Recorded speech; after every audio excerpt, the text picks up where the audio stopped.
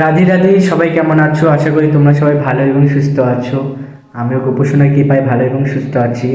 আর আজকে চলে এসেছি সন্ধ্যা আরতি করতে, আর তোমাদের সব কিছুই শেয়ার করব। তোমরা ভিডিও স্কিপ না করে দেখতে থাকো। তোমরা সবাই দর্শন করো আমার গোপাল সোনাকে, বড় গোপু সোনাকে আর ছোট্ট গোপু সোনাকে। শীতে পোশাক পরিয়ে দিয়েছি কারণ প্রচুর ঠান্ডা পড়ে যাচ্ছে, খুব ঠান্ডা লাগে গোপাল সোনাদের।